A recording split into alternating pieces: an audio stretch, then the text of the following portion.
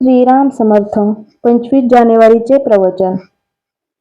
अनुसंधानासाठी सतत नामस्मरण करावे.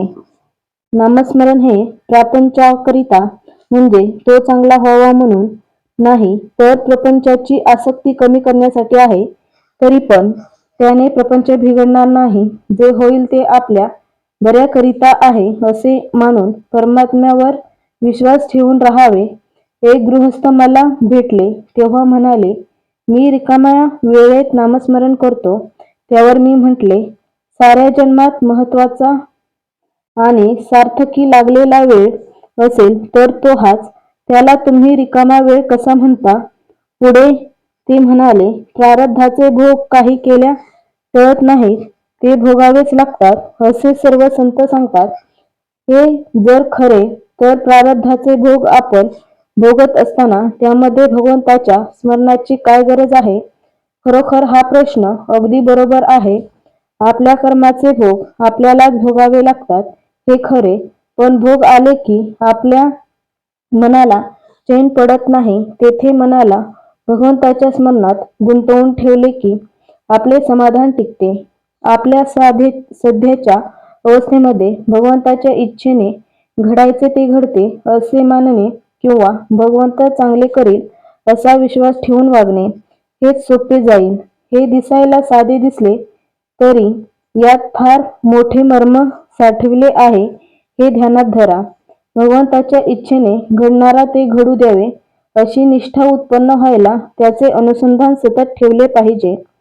आहे त्यात समाधान आणि भगवंताचे अनुसंधान एवढीच सद्गुरूची आज्ञा असते. दुसऱ्याने आपल्याला दुःख दिले असता आपले अनुसंधान चुकतेही त्याची नव्हे, आपली चूक आहे. विषय कसा सुटेल, मन एकाग्र कसे होईल हे न कळले तरी चालेल. सोडण्याच्या गोष्टीचा अभ्यास करण्यापेक्षा धरण्याच्या गोष्टींचा म्हणजे अनुसंधानाचा अभ्यास करावा. एक भगवंताचे अनुसंधान ठेवले की सर्व गुण आपोआपच वाढतील. ते कसे?